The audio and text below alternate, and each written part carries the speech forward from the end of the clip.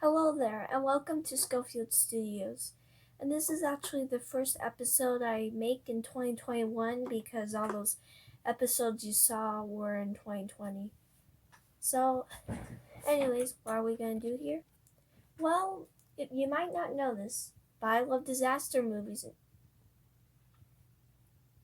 Oh, um, I just forgot. I have a beard, by the way. I grew it. I'll shave it off for the next episode. You may not know this, but I love disaster films where the world ends. So once Greenland came to demand, I was right there. And now I'm going to review it. So let's start. And first of all, this movie was great. I mean, there was just a lot of tension to it, and there was this question if they live or if they die. And that was pretty good. Oh, wait, I forgot to say this. Spoiler warning if you haven't seen the movie.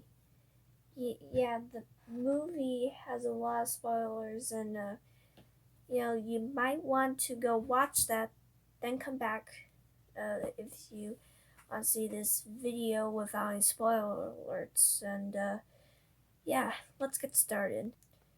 No, I already started. Let's continue. Okay, so it's about family who is going to a bunker in England. No, Greenland. Does it say Greenland? Yeah, Greenland. England and Greenland sound the same. So when the disaster starts, it gets better and better and better. There's a message on the TV that tells them to get to a bunker in Greenland, and the other families don't have that message. And I must say the acting is, how do I put this? Perfect. It feels really realistic with the shaky camera work, like how it's shaking right now. Not that shaky, but shaky, like the shakiness in the Jason Bourne films.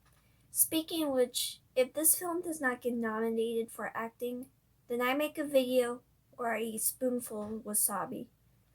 I'm not even kidding.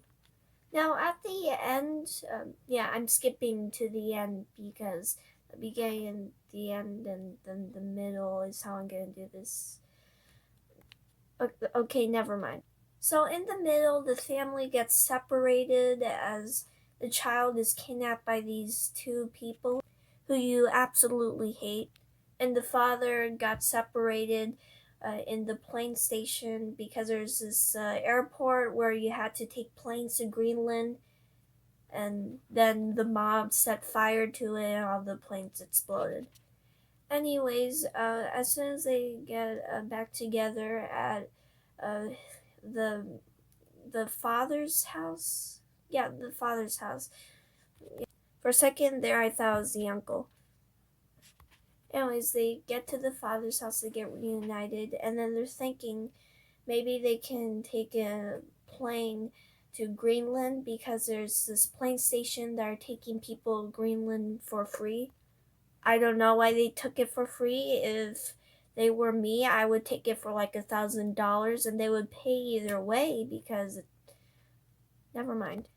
So they almost didn't make it, but they drive their car in front of the plane. Also, the father did not go with them because he wanted to dive, like the normal disaster movie cliche where someone just wants to die, which is ridiculous, but I guess a little realistic. Anyways, they finally get to a plane, and then after a very rocky landing, they finally get to the bunker. They run in just in time, and unlike other disaster movies, this has a happy ending as they survive, which is okay. This beard is absolutely itching me. Okay, where was I? Alright, but this had a happy ending. But still, unlike some disaster movies like Twister, where it knows it's done dumb, this movie isn't dumb because it feels like what would actually happen if the world was ending. There would be some people just partying because they don't know that the world is ending, or they're teenagers. And then there will also be these families who are desperate for their kids to survive. So, it seems like stuff that would actually happen if the world was ending. So, yeah, that's a movie, and I don't have anything bad to say about it, aside the effects are kind of bad, like in TV where they're showing the cities being burnt in flames.